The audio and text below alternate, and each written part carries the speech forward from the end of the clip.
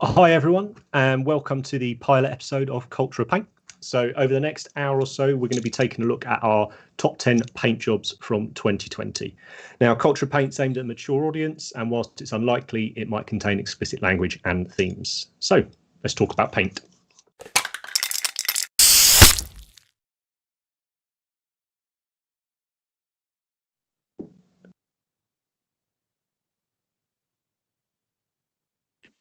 And we're back.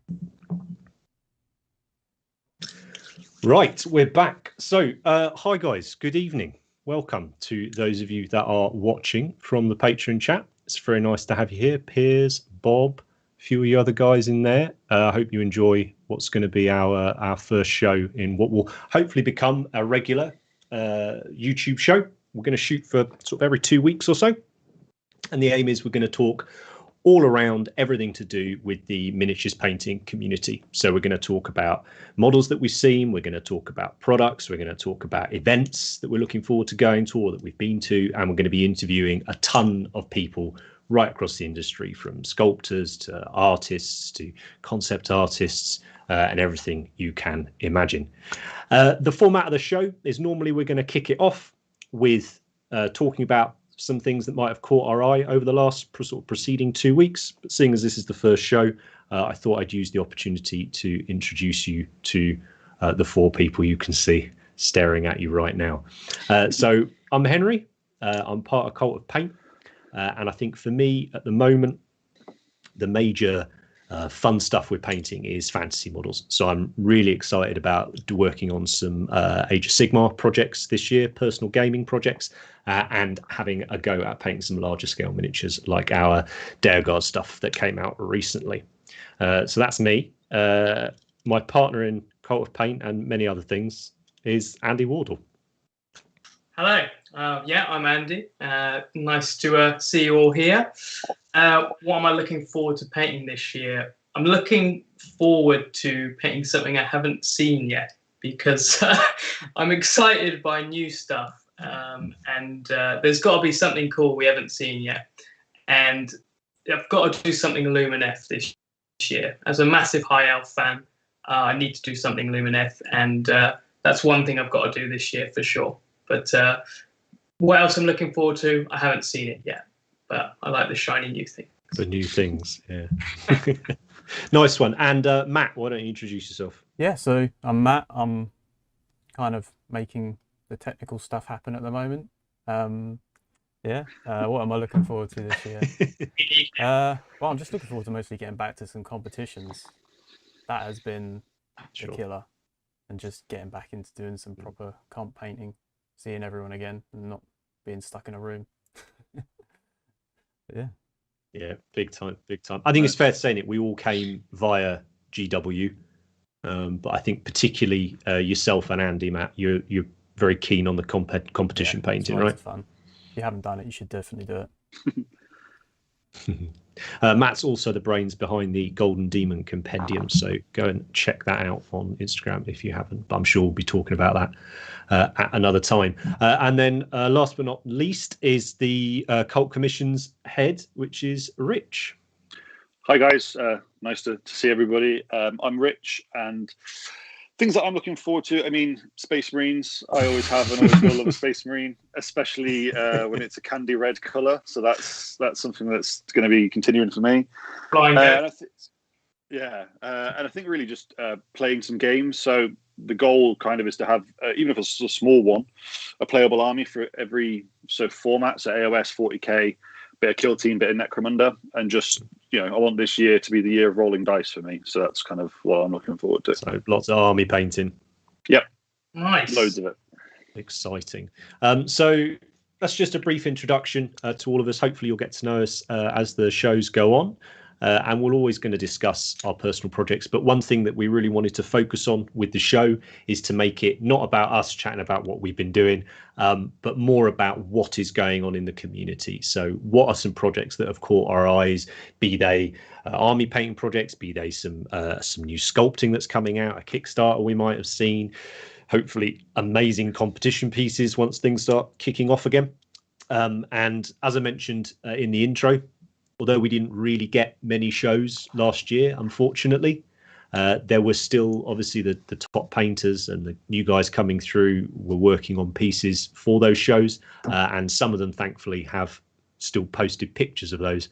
So we've had the opportunity at least to see, beautiful studio lit pictures. I would just caveat that actually real quick is a massive thing that struck me was the first time going to a painting competition was the difference when you see them in your hand as opposed to when you see them on screen. So I think that's just worth sort of bearing in mind as well. But Andy's going to take the lead on this segment, guys. So without further ado, let's crack on with the top 10 paint jobs of 2020. Thanks, Henry. So yeah, basically I had this idea to do top 10, try and do something positive about 2020, think about the awesome paint jobs. And we thought actually it'd be an amazing topic for our first podcast, and it'd be nicer to discuss it with you guys than me just chat on my own. So there's a couple rules going into this. The most important one was that I didn't want to repeat any artists. Otherwise, I might have only 2 or 3, to be honest. And so I picked what I thought was the best or the most important thing a particular artist did, and no repeats. So it's 10 figures and 10 artists. And I also did my best to make sure it was shown in 2020. When we thought about what were the best pieces, a lot of 2019 miniatures came up. And there was one I really wanted to talk about, but it was painted in 2020, but they didn't show it until the 1st of January. So I wasn't allowed to have that in. But without further ado, Matt, if you wouldn't mind bringing up the first one and we can chat about cool stuff. There you go.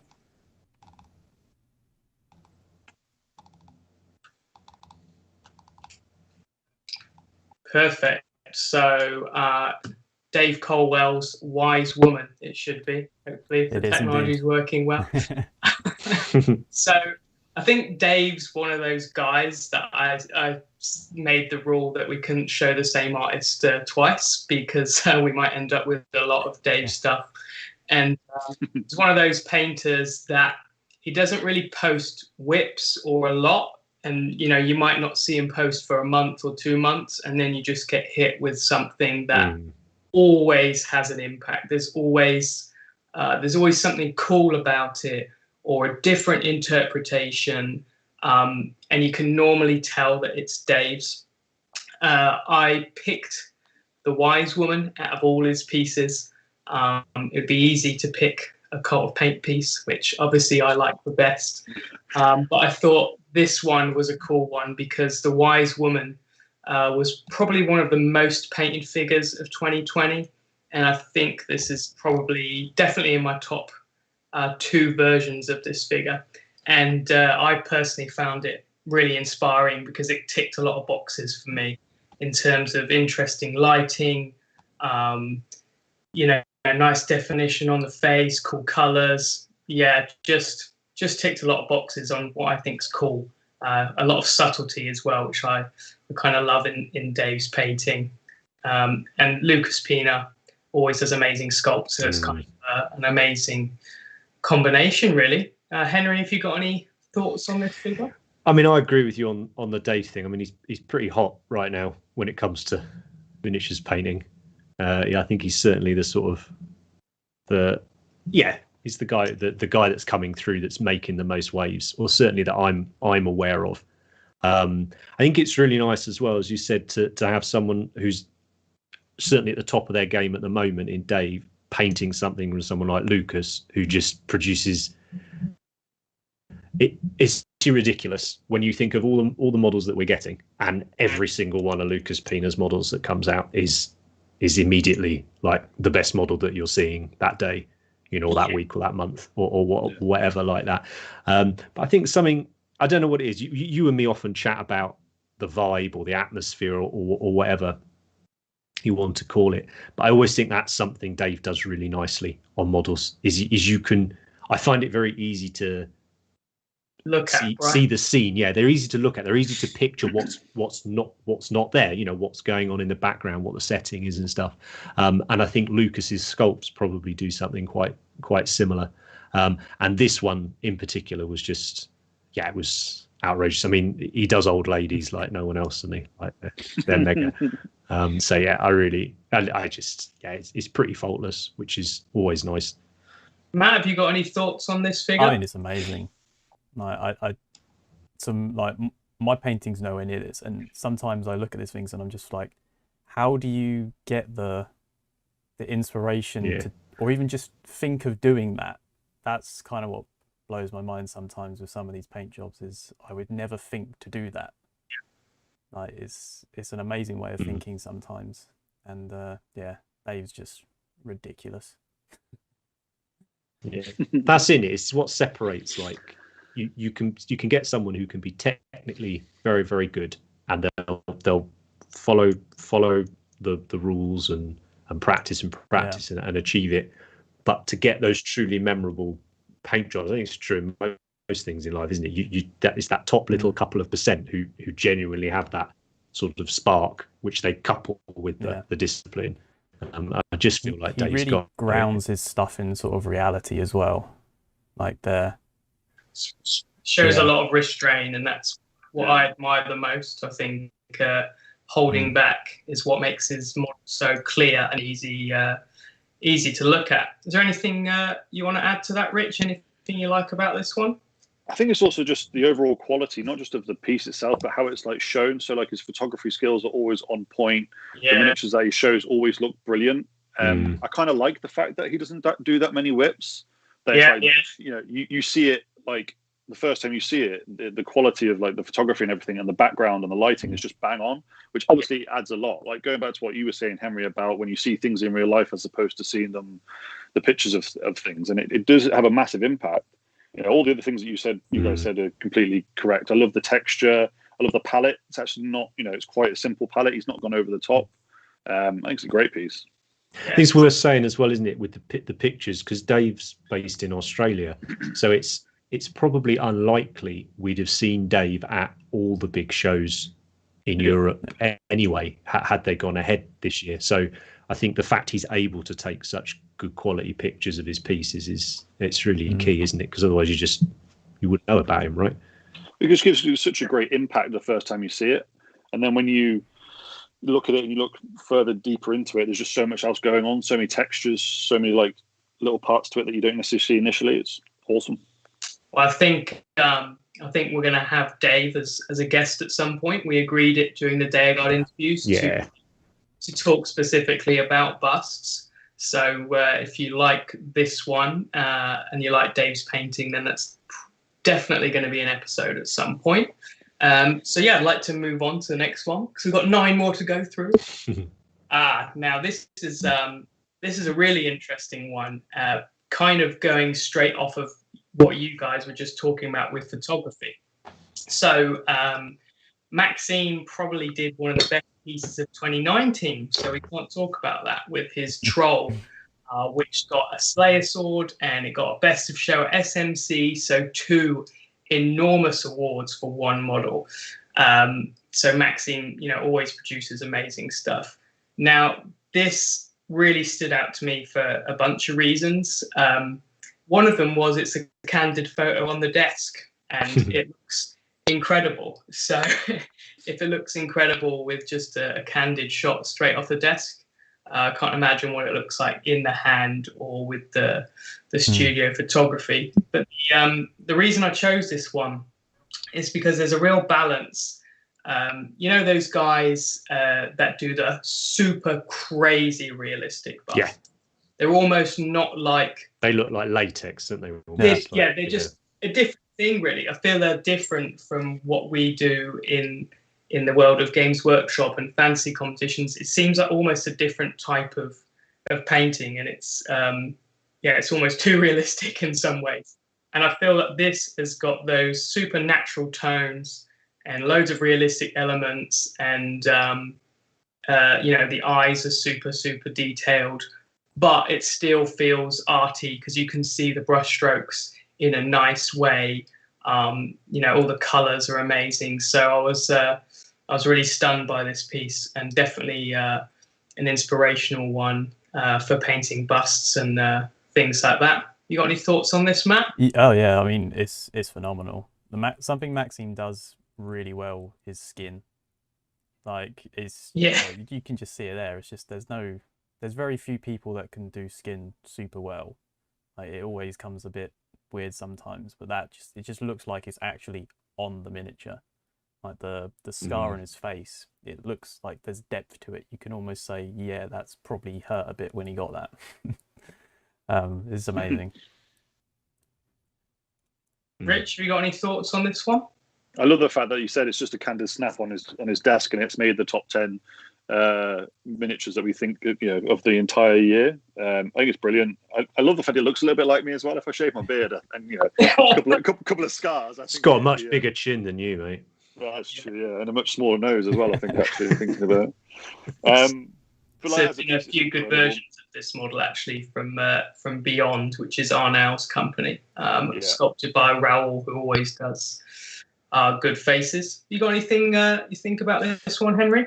These sorts of things creep me out a bit, if I'm honest. Objectively, I think it's really cool, but I do find those like super realistic busts and skin. I find it a bit creepy, if I'm honest. That's why I find this one different, right? Yeah. This one's like, it's realistic to be impressive, but not too realistic to be freaky. Does that make sense? Yeah, I mean, yeah.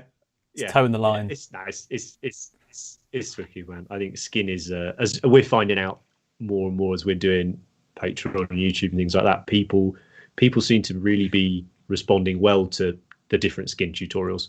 And actually, I think there's an awful lot there to explore, isn't there, at all scales, really. But as soon as you get larger scale, like a bust, the gloves are off, aren't they?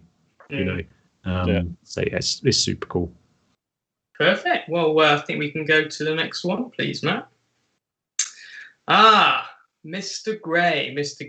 Now, this is one that probably maybe more people have seen. So maybe some people haven't seen the first two, but this one is one I'm sure lots of people have seen.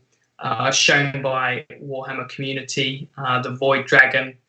And I chose this for two specific reasons.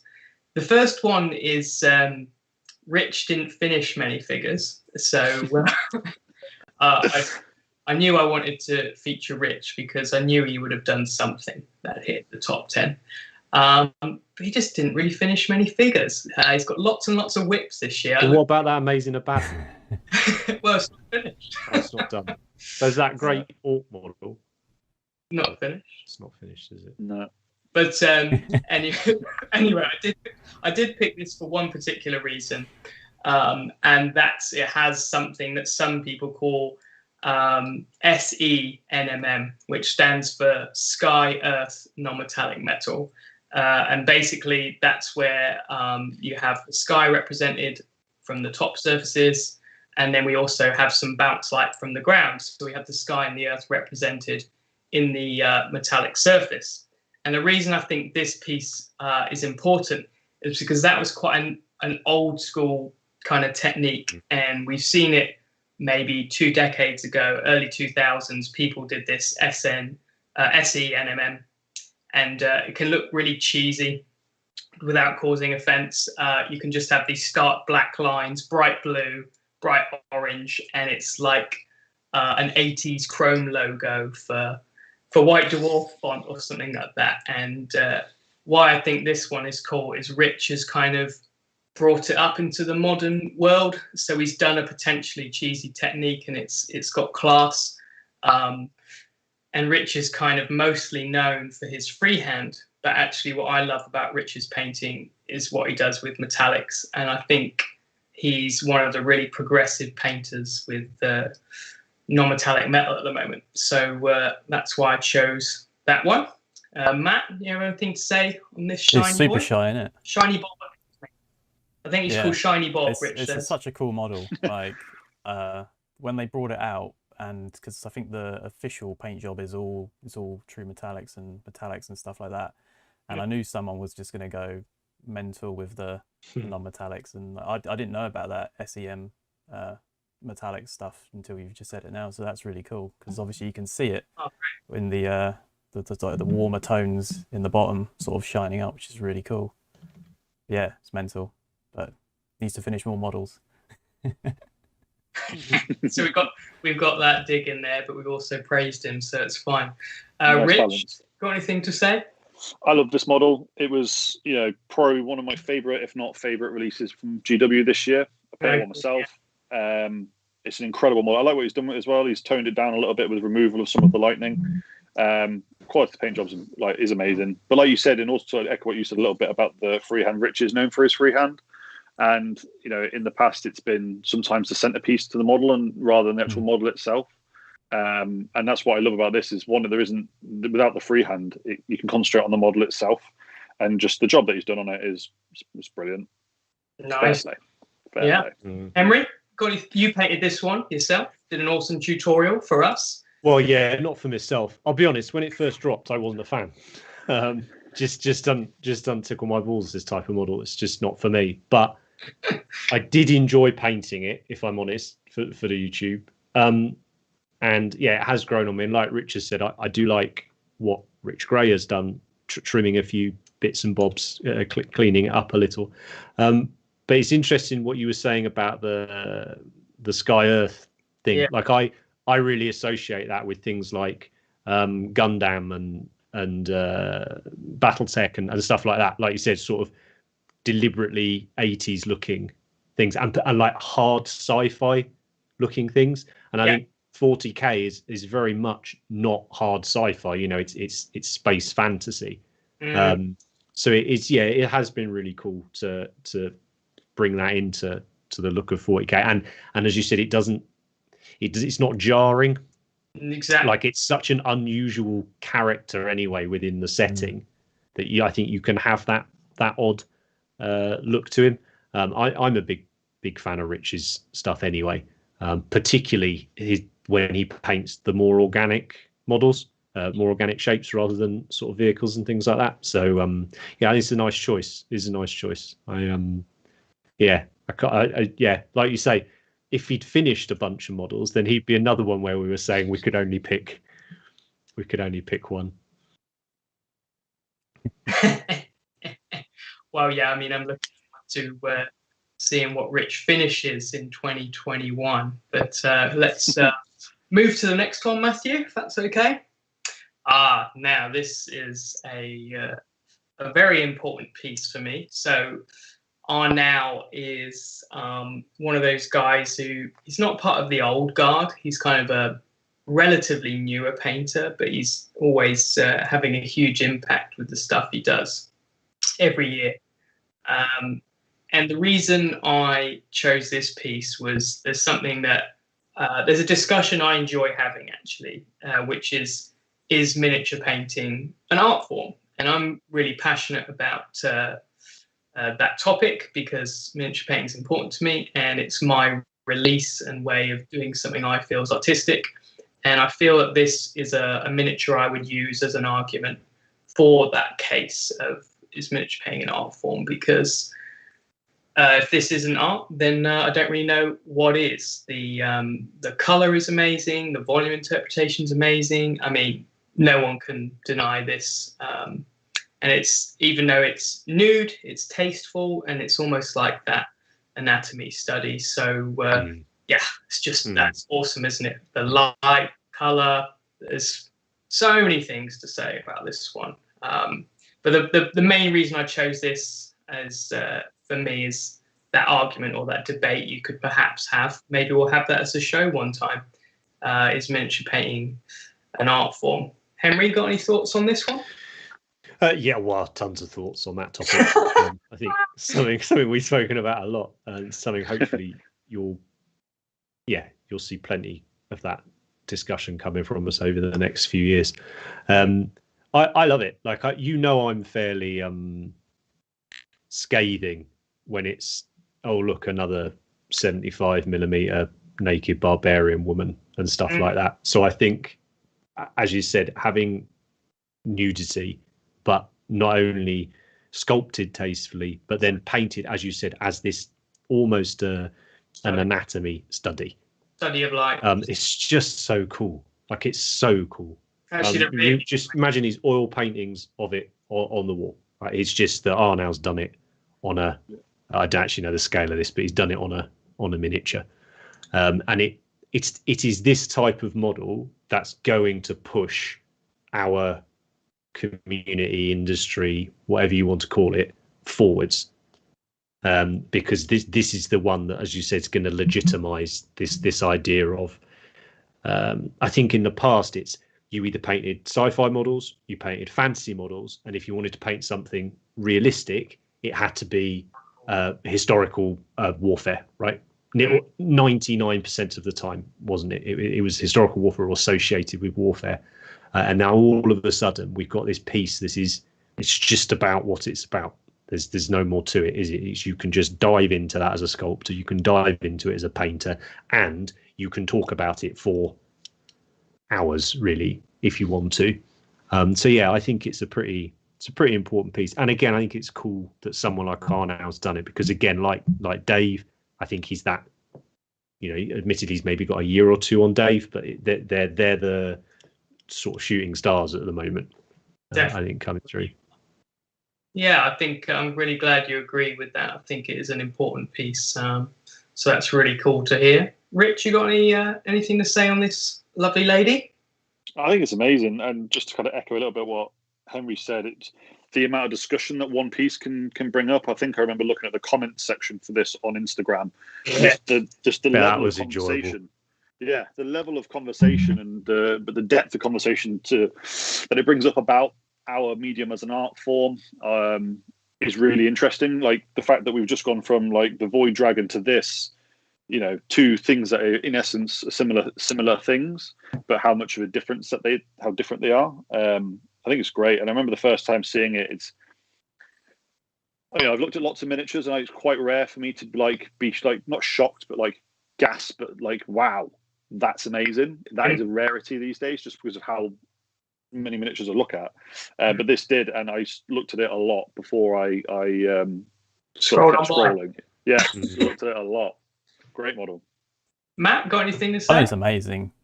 Like you could take that piece, put it next to like a Mundi or something, and it wouldn't look out of place.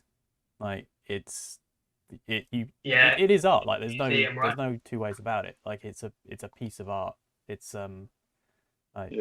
you can't really argue that fact that it's not. It would fit into a museum or an art gallery without any issue. Arnie's just amazing. I remember seeing some of his stuff at Iron Skull, and I'm just like, it's just ridiculous. It's just. Furian's just said in the chat that it's he loves the environmental lighting on it as well. That's what he finds very, very interesting. Not just what we're talking about with the anatomy and the painting of the skin, but the actual what he's done with that environmental lighting. Especially that view we have now. We actually have just a dash of orange on show on the thigh. I can change it to there, and then there's some more. Wonderfully subtle and so tasteful. Nothing but praise for that one. So well done, Arnau. That's really, really important piece for us, I think. So should we do the next one? So a piece. I think every piece that Albert does gets a lot of conversation. Albert's one of those guys I'm very jealous of, because I have a very, very low attention span. Not as low as Richard here's, but still very low. And it's not that bad. And I think he's one of those guys that will paint every part of a miniature to his 100% best, and he'll finish it whenever it's done. So he'll just put every minute it needs, rather than getting bored and rushing any element. I'm really looking forward to Albert competing in Golden Demon in the future, because he moved from Japan to the UK, which means he can enter. So who knows what he'll do for that. But this piece was probably the coolest thing he did this year. He had a huge impact with his dwarf last year, and he sculpted a lot of the dwarf himself, but this one he actually got commissioned. So it's a 3D sculpt based on a Paul Bonner art, and he's based the color palette from the artwork, and every brushstroke's kind of perfect. It's very inspiring for me personally, because it makes me want to, not with every piece because I like painting fast, but it makes me want to do a piece where I slow down and try to do it with this level of attention. Yeah, everything Alberts does is just ridiculous. So, how big is it? I believe it's a 75 scale, obviously squat down. So I imagine it's similar to a big child orc sort of thing. But Matt, I think this was your favourite of the year, so I'd love to go to you. It's amazing. First. Like, he posted the first pictures of it, and I probably sat there for about an hour just looking at it. It's like it's obviously based on the Paul Bonner art piece, and you can put them side by side, and they're just so, like, they complement each other really well. And he's done it such justice, and like the painting is just amazing on it. He's absolutely smashed it. Like, I can't wait to see it go into some competitions, Monty, all that stuff. Just see what happens. I can't wait. It's so cool. Rich, you like this one, I think. I love it. I love anything kind of goblin or orc based anyway. I love Paul Bonner's artwork. It's intimidatingly good. Like, it really is. Like, that, the smoothness, the quality over the entire piece. There's no angle that you look at where you can see like a little like drop in the quality. It's incredible. I love it. I love everything about it. I love the fact also that when it was shown, you could see, well, you saw it, and then you got, like, later on you saw the steps when it was being built and the different bits that he did to it, down to like the little eggs on the side where he's made it out of milliput and then hollowed it out so to that sort of thinness. There. It's bonkers. It is absolutely bonkers, and I love it. I think it's perfect. I think it's probably my favourite of the year as well. Actually, I'll jump on that train. Oh well, you haven't even been asked yet. Still 5 to go. I was going to ask you all at the end, but I'll just be asking Henry then. Oh, sorry, my bad. Henry, would you make of this? Yeah, it's like Rich saying, the intimidation thing. I remember when I got back into the hobby about 10, just maybe 10, 15 years ago, whatever it is now, 10, 12 years ago. And I went on to Cool Mini or Not, which at the time was sort of quite a good repository of artwork. And seeing the top pieces on there was that disconnect. That was like, I can understand how you put paint on a model, but I don't understand how they've done that. Like, how is it not just that colour or whatever already? And Rich saying as well, there's not really a drop in quality, is there, across the whole thing? Like, as you scan your eyes around it, there's so much depth to every part. Like, nothing's just coloured in. Nothing's a secondary part on that model. Everything's very, very deliberate, isn't it? And I think Paul Bonner's such a huge, like, you've got people like Paul Bonner, Brian Froud, those guys have such an impact on what goblins particularly look like, or what we think is sort of in Western artwork goblins look like. And I think it's just one of those nice, it was great artwork or artist and artwork, great sculpt, and then a very good painter for that sculpt. For that it was a very nice meeting of artists, I guess. What I'm trying to get to. Yeah, it just sort of makes sense that he did it. Like quite a long time ago, was it Marc who did the Paul Bonner Minature? That's right. Yeah, a similar sort of, it just made a lot of sense, like for them to do it. But it's not my favourite. I'm not sure if it was this piece, but when I was talking to Albert, I remember him saying he made a massive mistake on one of his biggest pieces, and he was scraping it off with like cotton buds and isopropyl alcohol. So it could have been this one. We'll find that out hopefully in the comments. One thing I wanted to talk about at some point, and you guys have brought it up, is I've seen similar videos in the past. I noticed in the comments that people say that they find it maybe uninspiring or demotivating. So I just wanted to say, don't find any of these pieces demotivating. If you're watching this, these guys are the best, and it's cool to have people that are the best and always pushing. And I think I know every single guy on this list, and they're all lovely people, and they're normally quite accessible these days. But as a rule, in general, don't get intimidated or annoyed by what you see on the internet. It's a blessing and a curse being able to see so many miniatures all the time. But try to take inspiration from this rather than getting demotivated. So hopefully it makes you want to pick up your brushes. And so long as you're getting better at your miniatures, don't worry about what other people are doing. Just try and enjoy it. But you guys raised that point, so it was a good point to slot that in. But Matt, let's move on, I reckon. Aha! This is a fun one for me and you, Matthew, because we had ogling time in the hand.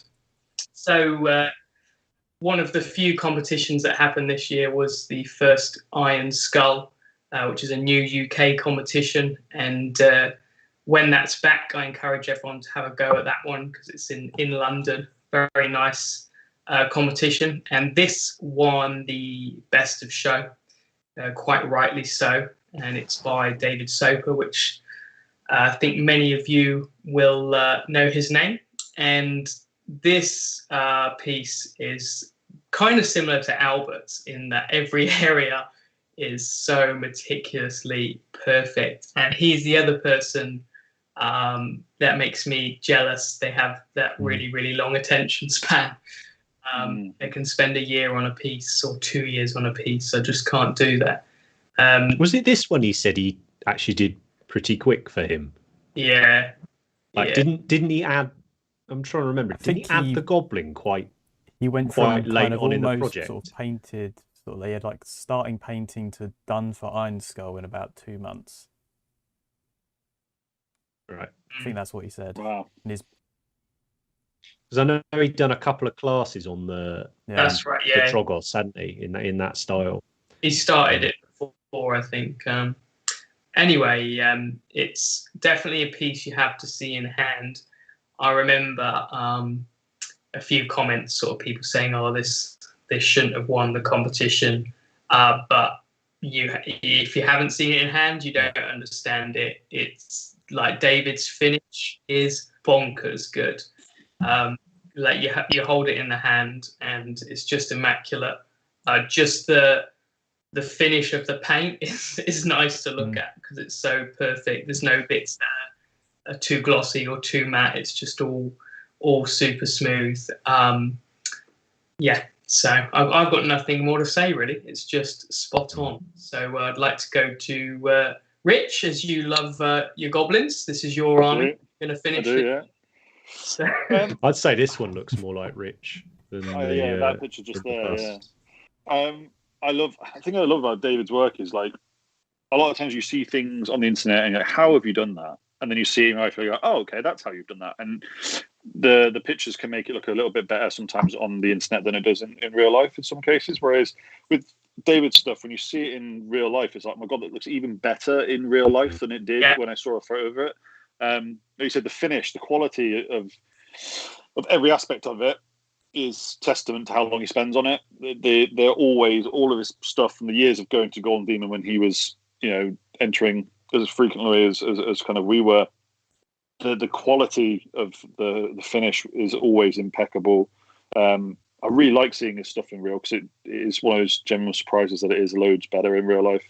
Even though it looks amazing in photos, when you look at it in real life, it's like, how exactly have you done that? Like his quality over, especially the smaller places, like around the face of the goblin, that finish it's insane, absolutely insane. Sometimes I don't get how he gets paint to do that. Yeah, like how does he get paint to be that smooth or to do what he does with it? So yeah, I think it's a brilliant piece. Henry, what do you reckon of this one? Yeah, love it. All over it. Nah, it's great. Nah, David's great. You guys have said it. It's about finish. I did a class with David a few years ago now, and Andy, you'd gone on about this thing about finish, and at the time I didn't really understand it. I had real trouble understanding what you meant by finish on the model. And I went to this class with David, and he brought a load of his models as well. And many of them I hadn't seen before. A lot of them were non-GW ones as well. And it's just, it's what you said about that's when it sort of made a bit more sense of this idea of trying to achieve this finish. And I don't think I can articulate it perfectly what it is, but his stuff's really relaxing to look at. Like when you pick it up and look at it, it's just very chill. Like nice, it's all just nice. Right, and I don't mean nice as a wishy-washy term. Like I got a similar sensation when we held like heavy metal stuff in the hand. Again, it's just there's something very clean, very just nice about it. And I think it's cool as well when someone like you see someone's work he's not just very successful, like he's actually got a thing. Like Dave Soper's got a. You see a piece David's painted and you know he's painted it, right? Yeah. Whereas there are certain pieces where you would go, oh, that's probably so and so, but it could be one of 3 or 4 people because they've all decided almost to do that school of art. I don't feel like anyone's really done that with David's stuff. Like I feel it's quite unique. Yeah, definitely. And I think there's, I see a lot. Sometimes people say maybe this should have won over Dave's stuff. And that can be because in the photo, it looks like it has more contrast because it's got bright highlights and things like that. But it's really hard to describe, like you said, what it actually is. They don't look like painted models. No, they're like it's really so hard. They don't look like someone's put acrylic paint over a plastic thing. Yeah. Right? There seems to be this huge amount of depth to them, but it can't be there because we know that the plastic is incredibly shallow, and it's not, and it's completely solid. There isn't anything internal coming through, and it's just cool. It's just very, and for someone to have been at the forefront of stuff for a couple of decades now, well, more than a couple. It's pretty exciting, and if you go to shows in the UK, there's a really good chance. And let's be fair, Golden Demon is the show that an awful lot of people will go to compared to the other painting shows, right? Yeah, you'll usually get to see something by David, which is really cool. I love also like how he's got his. Sorry, he's got his style that he sticks to. Like this is how he paints things. And he's just pushing that further and further and further and sort of seeing how far he can go with the way that he does stuff, which I think is great. Definitely. But now, if you're at home and you've never seen David's work in the hand and you think that's not that good, then you need to get to the shows because him and also the heavy metal guys too, they're those guys. You see it in the hand and you'll change. I mean, I took these photos and these photos cannot do that piece justice. Like there's no photo that could do it justice. You can get so far with a photo, but until you actually hold it and you get all that minute detail that only your eyes can really pick up, you can't say like in a competition when you're only seeing the photos, this should have won over that. It just it was amazing to see in person. I was so nervous holding it. I was like, literally shaking. I was just like, don't break this.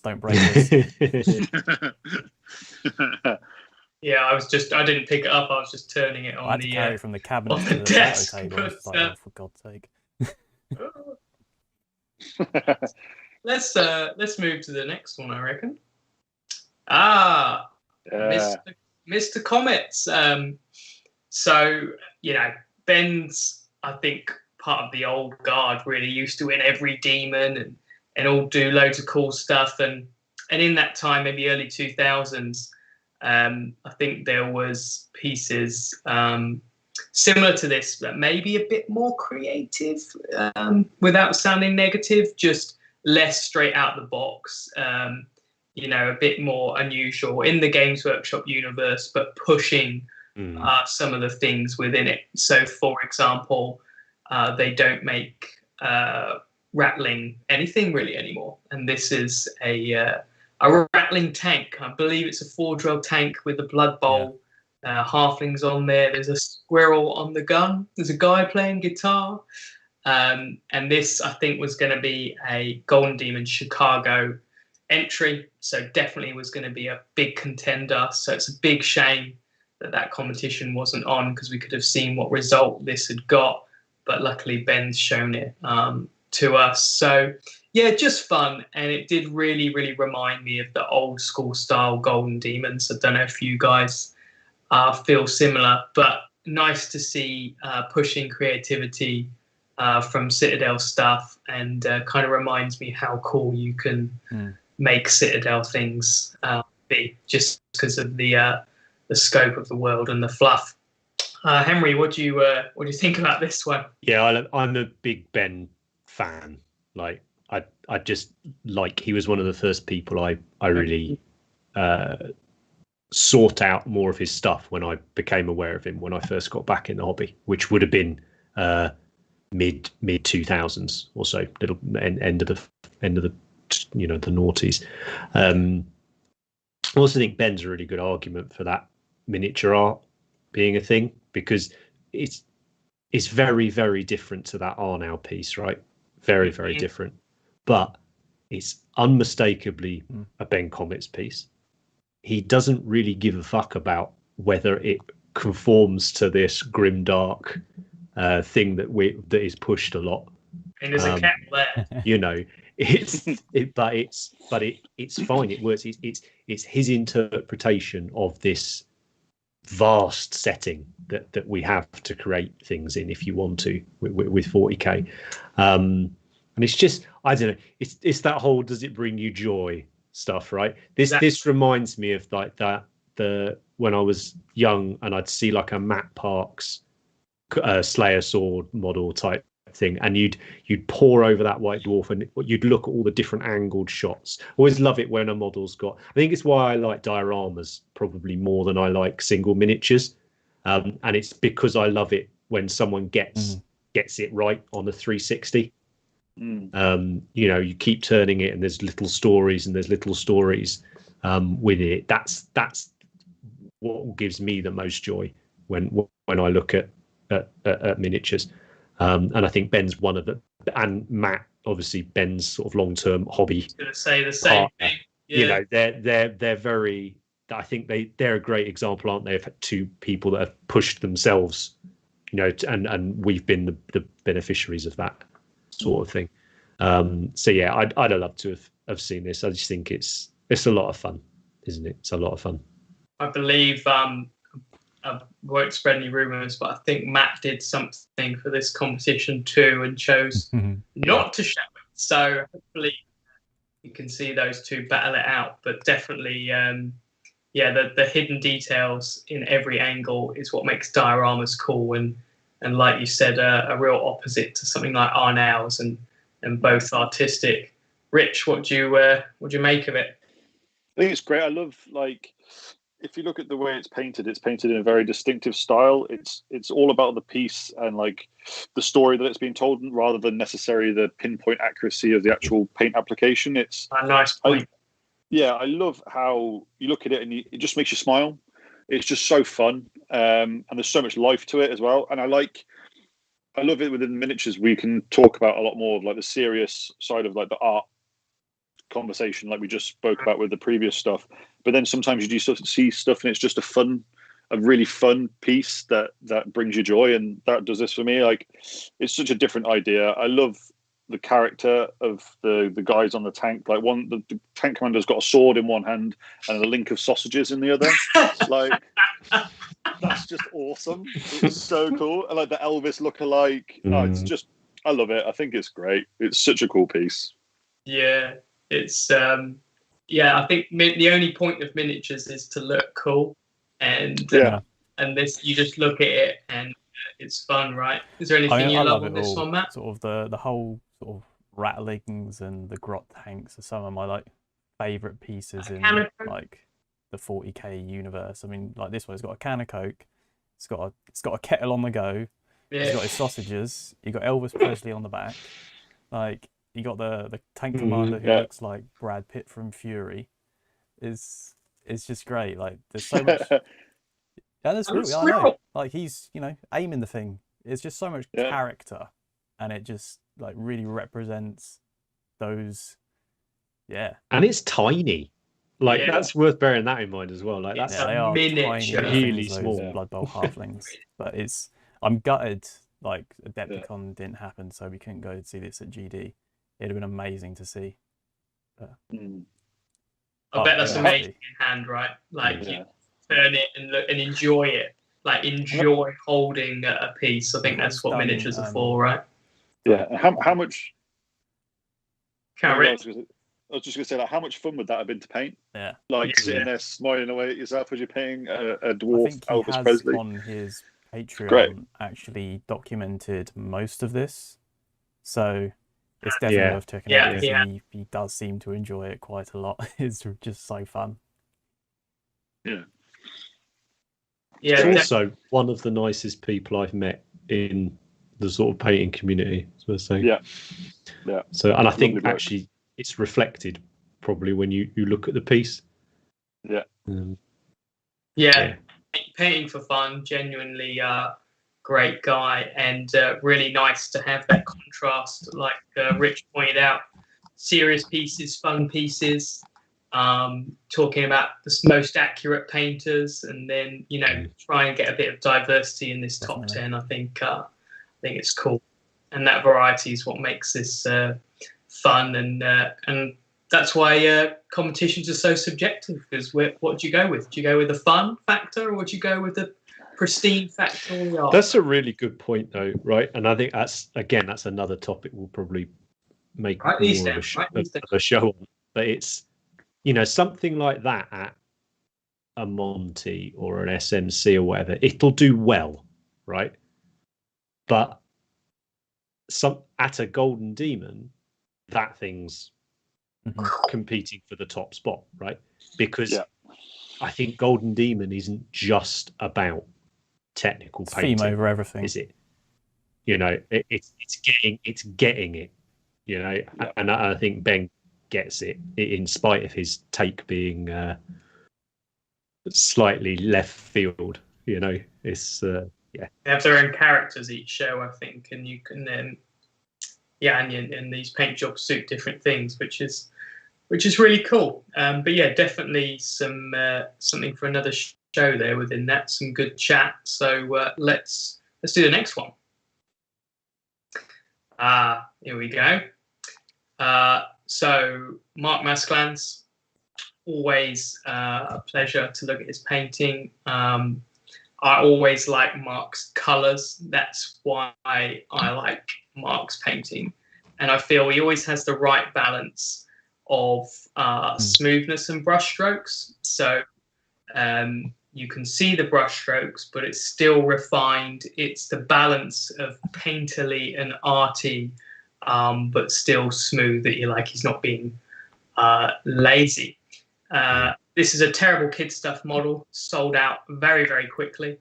And it's based on an artist, actually. So Marc's been inspired by the original art. Can't remember off the top of my head. I do have the art book, so sorry about that. But yeah, it's based on a piece of art. So he's used the palette. The palette's kind of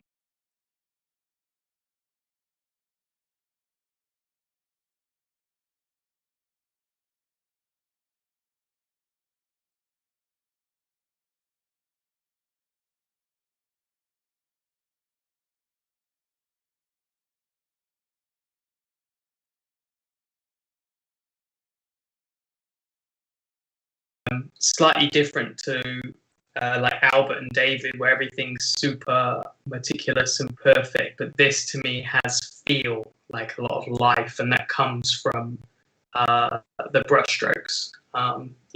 Rich, got any thing you like about this one? I think it's great. I think I love the story to it. Like, if you look at the atmosphere that he's created, like you said, using a specific palette and the way that he's gone about painting it, I think it's brilliant. It looks really almost like old school, like art that you would see from a few years ago in certain like fantasy genres. I think it's brilliant.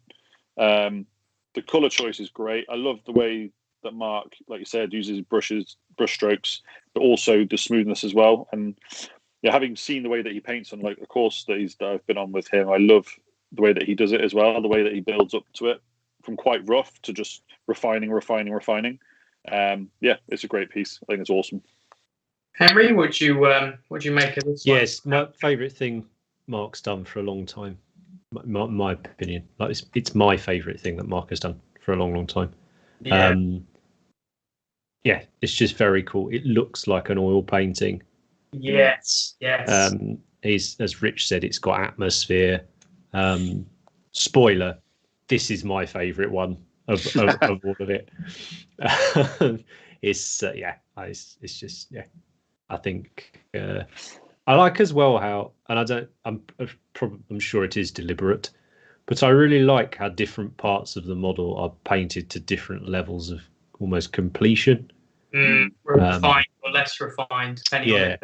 And I don't mind that. Like even that shot there, which is sort of the back of the model in a way, it doesn't look like the back of a box art model, if you know what I mean. I just really like it. I'm quite hard to please when it comes to not massively fantastical stuff. Like I like fantasy stuff. It's like I often find sort of real world or historical type things, I don't find them particularly interesting. And yeah, I get it. It's a mermaid. I know that, but it's not. But like that's not crazy fantasy, right? And when you look at this piece, it's not. You're not going, oh, look at this fantasy miniature, or at least I'm not anyway. I just look at it and just think it's super cool. Your eye or my eye is certainly drawn straight away to him. You know, it's just cool. Just looks like a rad oil painting in a smoky, dingy bar that I might have drunk at in the past. I love like the way that you react to it. So like if you look at some of like the Albert stuff or David stuff, you look at it to think, how has he painted it that smooth, or how it, like you want to see everything about it from a miniatures point of view. Whereas when I look at this, I want to know the story behind it. I want to know like why they're in this situation and more about that rather than necessarily how exactly it's been painted. I think it just evokes slightly different things well, for me personally, to like really like the top level smoothest painters ever. This I think is just, it ticks a different box. Yeah, there's people will be aware of the mantra smoothness from Alfonso, which a lot of people think of that he doesn't like smoothness, and actually that's not what the phrase means. The phrase is actually that smooth is awesome, like Albert and Sopa, and then stuff that's perhaps, it sounds bad to say, I don't know, less perfect, because to me this is perfect, but to see the brush strokes basically, and I think that it makes it look better because it just, you get a feel, and what's important here is the color and the light, and just hits you in the right places for me. And I absolutely love it. Always love Marc's painting. If I didn't have the rule of the same artist once, then I'd probably have a few Marcs in here, probably. So yeah, absolutely brill. Have you got anything you want to add, Matt? I mean, you've kind of covered everything. It's an incredible piece, and I think the thing that always surprised me with Marc is the speed at which he can paint these things. Like he's sort of no slouch on them. He really gets through them quite quickly, and to that level is just insane to me. It's but I understand what you mean on the whole sort of smoothness thing, because it's like you can see the brush strokes, but they don't detract from it at all. Like they add to it, which is really quite cool. Well, for it's me, an interesting debate, isn't it? Yeah, you know, and it's something that I'm battling personally with myself, is trying not to refine things and actually preferring it. I've recently smoothed something out and it looked better before, with more brush strokes and more feel to it. And it's quite difficult to get your head in when you've done something like Golden Demon, where you have to try and do it perfect. But it's definitely nice. Keep going back to diversity and mixing it up. And I just really encourage that with miniature painting, to be open to all styles and all different things, different types of miniatures. I just think that's really important, not to get stuck in a particular way. So should we move to the next one? Are we on the last one, Matt? I've lost count. No, we're not. We've got a few more to go. I've got two or three. Well, how many left have we got? We've got, I think, 2 after this, so 3 total. Right, so 3. Yeah, so one of the things I tried not to do, just, I'm not biased, but it could look biased, is choose loads and loads of Day of God models or Cult of Paint models. Dave Colwell did 3 insane Cult of Paint arts this year and could have chosen any of those. So I encourage you to look at those and buy them. But Ruben's one of my favorite painters, and he's actually goes really nicely off. We were just talking about the fuck smoothness, the painterly thing, visible brush strokes, and Ruben's another one of those where I love his work, and you can see the brush strokes, and it always adds to it rather than detracts. If we go back to the first photo, Matt, because the reason I chose this one is for another particular reason, and that's Ruben does painted on shadows or projected shadows. So if you look at the wolf, you can see his ear is casting a shadow. The sword and the body is casting a shadow on the wolf. Her left knife has a shadow across the thigh. And this is kind of Ruben's thing. A lot of other painters do it. Actually, David did it on the base of his troll. But this is one thing that Ruben does a lot. And I feel he's pushed in the miniature world, like people do it now. But I think Ruben perhaps brought it to the forefront.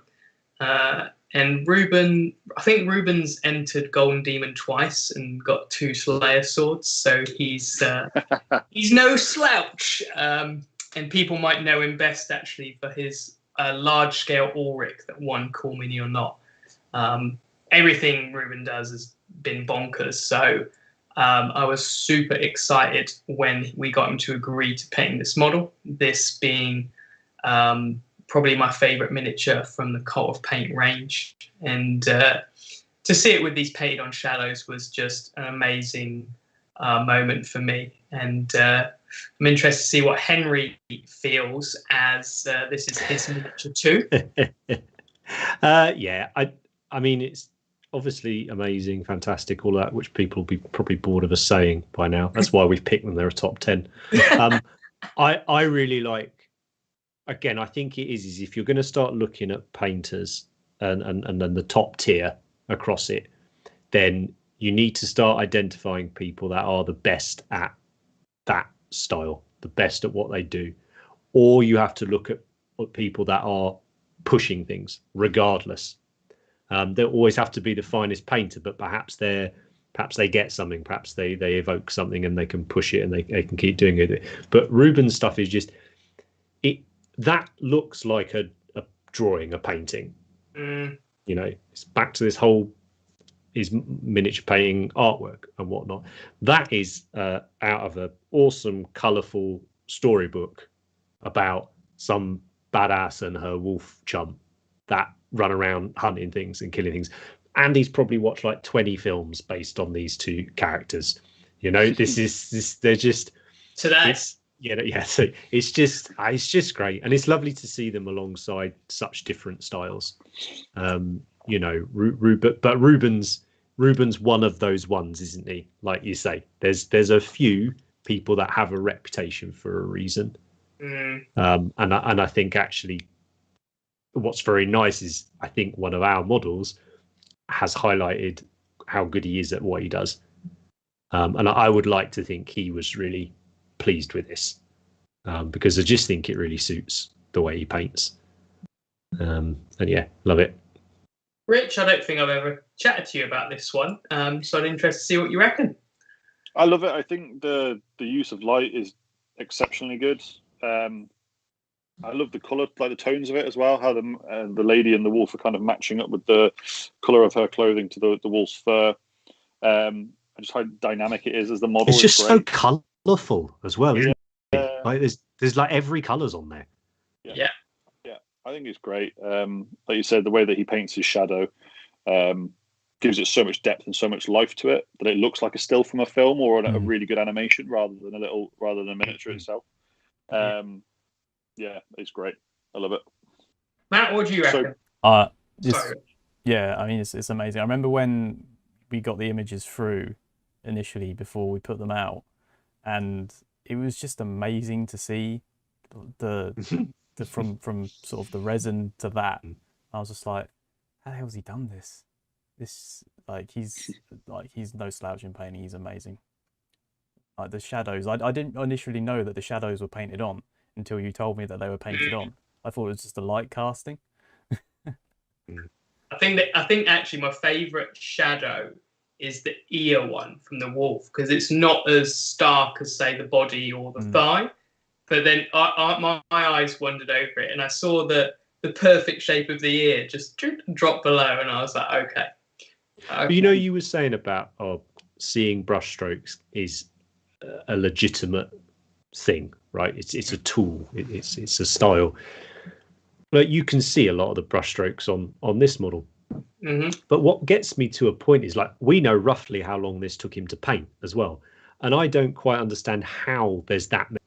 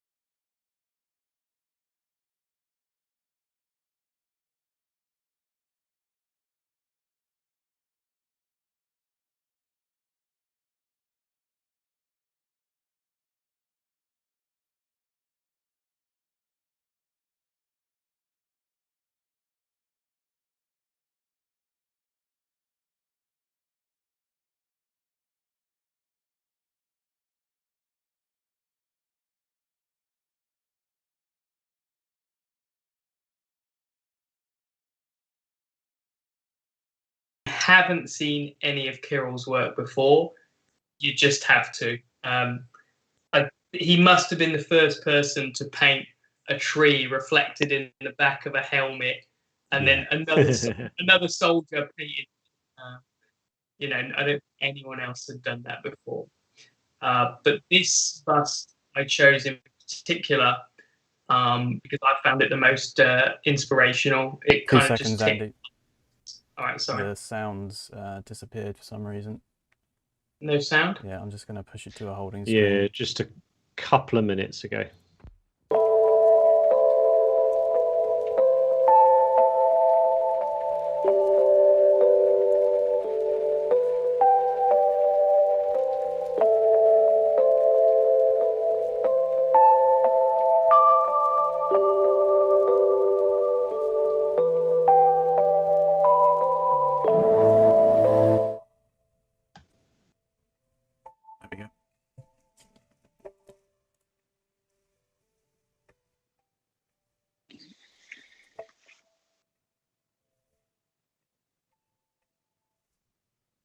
I think we should be back.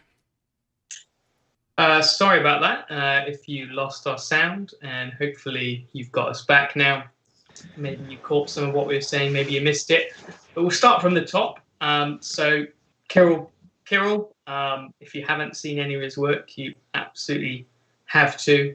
I was kind of saying he must have been the first painter to paint another soldier in the back of a helmet reflected from the non-metallic metal. But this piece stood out to me from all his stuff he's done this year. I picked a lot of personal boxes and things that I want to learn to do. And there's kind of three main elements to this, which I absolutely loved. The skin is really, really natural, even though it's got extreme lighting. And he's used a lot of brown in the shadow. If you kind of look at each tone, it's really just brown. There's none of the kind of pinky normal skin tones you might see, but this is really natural, even though he's pushed the light to the extreme. And I love the OSL on one side, and it's subtle. For OSL, you could go nuts with the orange, but it just creates that atmosphere. And I think the thing which is most interesting is the non-metallic metal on the sword. And the reason I think it's so interesting is maybe if you had this model in your hand and you had one to paint yourself and you had the colors that he did, if you're a good painter, you might be able to have a quite decent go at copying it. But if you'd never seen this version before, would you interpret the sword like this? Pretty much guarantee you wouldn't. I think there's a couple things that really got me on this. On the left of the sword, at the bottom of the wrist by the fur, there's the tiniest variation in color reflected from that fur. And then actually, I didn't notice it at first, but the reflection of the bottom of the hand at the top of the sword is insane. And that's where you could be like, oh, well, it's some skin color and you do the same shape as the hand, but who's doing it that perfect? And then the level of contrast where you go from the kind of brownish gray into that big block of white. I mean, it kind of seems simple when you look at it, but it's so right and so perfect. And I really love to know what you guys thinking of it, starting with Matt, I think. I mean, he's doing that non-metallic just to the next level. No one else is doing what he's doing. I don't think many people would think to just put a pure block of white just down the entire sword and make it work. Not just with like the non-metallics, like the skin also is just, it's incredible. I don't know how he does it. And like you see his other pieces and you got the reflections of like stuff that isn't there and in the reflection of the metals, and he's just insane. No one's doing this. But yeah, it's amazing. Rich, what do you make of this lovely chap? He looks a bit like you again. He looks how I wish I looked. So in my head, that's what I look like, but maybe not in real life. I love it. I love how it looks like a proper study of a real sword, of the way that light really hits something. Yeah. With this, but then with also they'll do the stuff that Kirill does, like his suits of armor. You can see it's almost like he's gone to the museum to look at them, study them, and that's how he's painted it. Like still life type thing. Yeah. It's one of those painters that when you see a piece of his, you know it's him, which I think is always a really cool thing to be able to do. Is you've got your style. The thing I like about this one though is it's when you see it on his massive suits of armor, or it's like a bust that's got loads of armor on it. That's like the whole part of that piece. Definitely. Whereas this, I like how this is just an aspect of it, but it doesn't take away from the rest of it, but it's still amazing just as it is. The whole piece is brilliant. The mood of it is great. It's just like you said, Andy. You can see how he's done it. As in, you could probably copy the colors. You can see where he's put them. But just, I'd love to watch his process of doing that. Of, like you said, just grabbing a great big chunk of white and slapping it up onto that blade and just being like, "Yep, that's where that goes." Like the practice, the amount of time that it must have taken him to get that right. And also, he's a quick painter as well. Like, he doesn't take forever to do it. He's great. Love it. I really like that point you made, Rich, because about how the NMM isn't the model, and I think that's why I chose it over anything else. Why I love it so much is the NMM is so stunning, but it's just one blade, and it doesn't dominate the piece like some of them where they've got a silver helmet, a silver chest armor. That's a good point, which I subconsciously probably had, why I liked it so much, but that you made there. And it's just, it's not got one dominating part of it. Like I said, the light on the skin, the OSL, the NMM, it's kind of got all your tricks, and they're all great. Yeah. So what do you think of this one, Henry? Because I don't think I've ever chatted to you about this. Yeah, so I only saw it fairly recently, last couple of days, and it was this or Marc's for me was my sort of, and for basically the same reasons, because again it looks like a oil painting, and the reflections on the. I know you're saying, "Oh, don't be demotivated, don't be intimidated," and all the rest of it. Like, it's frighteningly good. Is Kirill's NMM, like, and it's nothing to do with technique, right? It's all to do with being able to see it, right? You can teach someone how to put the paint on, but it's absolutely no good if you can't see where it has to go. And he just gets it, doesn't he? I'm a very good friend of mine, one of my best friends, big nerd, he's not aware of the hobby, doesn't really do it.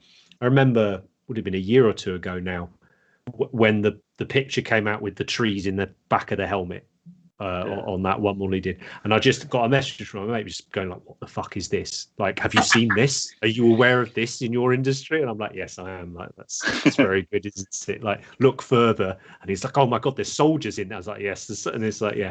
So I think it's very, very, very good. And again, it's one of those ones. If someone goes, "Oh, he's miniature painting artwork," that's one you shove straight out. Right. You take a good photo. That obviously is a good photo. Take a photo in a certain way. You'd have people struggling to know if that was 2D artwork or a sculpt. I think. Great point with this piece. Yeah. He's someone at the very top of his game. Like, there's like a higher echelon of painters in like miniature painting, and he's up there with like a very select few amount of people. Definitely. I think I said briefly, but I think you could possibly consider him the best. Maybe he's not your favorite. He's not my personal favorite, but I love his work, and it's super inspirational. What's the scale of this one, mate? Dan's asked in the chat. Do you know what? I think this is you've kind of standard bust size. I think 12-ish, 1/12 or 1/10. It's not like crazy big or anything, but yeah, it's like your normal kind of bust size. He has actually come out with a book very recently. It's €70, which some people might think, oh, that's quite pricey, but it is enormous. It's like a phone. Yeah. I really recommend it. If you look at this and go, that's cool. I don't want to try it, but I want to read how he's done it. That's kind of how I feel about it. I love painting non-metallic metal. I don't think I'm going to pursue this style yet, although that's kind of sword would look cool on our tree man bust. So maybe that could happen. But the book's incredible. So if you're on the fence because of the cost, just do it. It's really thorough, and he talks really about how he goes about creating this NMM, like, what he looks at and what he thinks about, and that's super cool. So yeah, if you're a fan of his, you got to get it. It's the price of one big model. Get a book with all this info in instead. So yeah, I think that's my favorite because of what I'm painting. I want to paint a lot of skin at the moment. I want to paint a lot of busts, and the lighting on the head is exactly how I'd love to do our very own copper paint bust, actually. So I'm building up the courage to have a go, but definitely inspired by this. So I'll be studying that. Have we got any more, Matt? That was the last one. That's it. So at the end. Perfect. Well, I really enjoyed that, and even though I sort of picked the top 10 out, I really enjoyed discussing it with you three, and hopefully you liked what I picked, and hopefully people watching thought they were cool models too. Yeah, it's just an opinion. What I thought was cool. I'm sure many of you guys had favourites that weren't in there. Love to see some other favourites in the comment section, maybe something we haven't seen. So yeah, love to get input from some other people. Really, really cool topic actually, and really, really positive, I think, to talk about for our first podcast. And I'm really looking forward to doing more subjects like this, and maybe some more top 10s, top 10 sculpt. It's something I'd love to do. Seeing everything in green. Yeah. Top 10 armies. Top 10 armies would be a good one. So top 10 Space Marine chapters, you mean, Rich? Yeah. Or just top 10 Blood Angels models. There's only one Blood Angels. Yeah. Only one. Well, there only needs to be one first place, so you know. The rest in that. So Henry, would you like to? Yeah. So thanks for very much taking us through all that, mate. I did really enjoy it, and I think it worked very well. I hope you guys that are listening enjoyed it as well in the chat. The idea for these shows, I don't actually know what to call them because they're not really a podcast, vidcast, YouTube show. I don't know, whatever they are. But you can see that you're going to get a lot more out of watching them than you are listening to them. But our aim with them is to effectively have 3 parts to a show. We'll open the show where we'll discuss some cool things that we've seen. Then we'll have a main topic, which we'll talk about. And then we're really keen for the third part of the show to be a lot about the community, but in particular the Cult of Paint community, by which we mean our patrons, people that have followed a YouTube tutorial and tagged us on Instagram, people that have come on a class. It's getting to be in the hundreds and hundreds and hundreds of people now, and we want to spotlight those things. We want to talk about them. We want to discuss them. So the way the show works is it goes out on a private live stream. And if you're in our Patreon, then you can watch the show live. You can interact with us as the show's going on. And then at this stage of the show, we would normally be doing Q&As. We'll have slides up of work people have done. And we're asking people to use the hashtag #PaintCultist if they would like us to feature and talk about some of that work. And we're not necessarily meaning stick stuff up for us to critique and all the rest of that. That's not the goal of it. It's just to discuss, and it's to talk about what's going on in the community. We have a very privileged view of it, less so because we're not allowed to travel at the moment. So we're reaching out to you guys a lot, to share with us what you're up to. Yes, we all competition paint. Some of us are more focused on that than others. But at the end of the day, we really love painting miniatures. That's what we talk about 95% of the time when we're talking to each other. Andy said, maybe we haven't seen some that have been really good this year. We've seen them. We've seen all of them multiple times, right? because it's literally just every screen has got Instagram or Pinterest or this or that not on it. But we genuinely mean it when we want to hear from you with regards to what you want to talk about. So with this being the sort of pilot episode, there's not going to be as much to this final segment as it is anyway. I will have a quick look and see what's been going on in the chat, other than when everyone freaked out when the sound dropped out.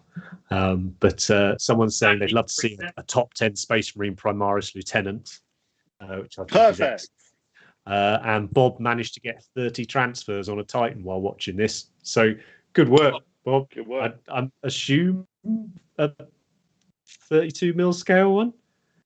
Maybe not. Maybe means Titanicus. Anyway, that would be a fun topic to talk about, actually painting physically big models, not just large scale, but how you actually approach painting really, really large stuff.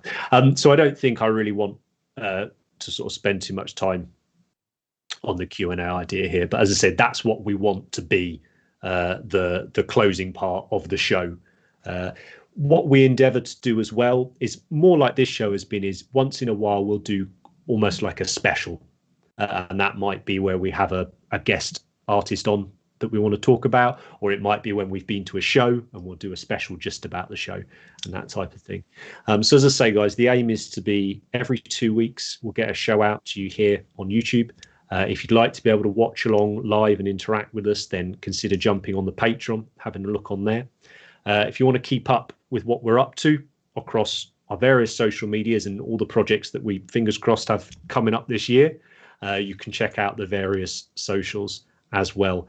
And there's still a week to run, I think, on the late pledges on the Guard Kickstarter, which I will pop in the description as well, which was our fantasy miniatures Kickstarter that we did last year.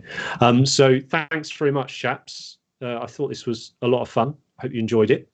Guys that have been listening, feed back to us. We will chuck this one out as the pilot. There's already a few more things that we want to tweak before it's sort of officially episode 1, as it were. But no, I've thoroughly enjoyed doing it, and I hope you guys have enjoyed watching us. So thanks, Andy. Thanks, Matt. Thanks, Rich. Loads and loads of fun. And we will go off and now write a huge, great list on subjects that we want to do and argue inevitably about what the best miniatures are and how that was completely the wrong top 10 and how why didn't have this one in and all the rest of it. But incidentally, so what was everyone's top? So I went for Marc's. Andy, you went for Kirill's. These two are trolls. Oh, he's got to go with trolls. Gotta be a troll. Right.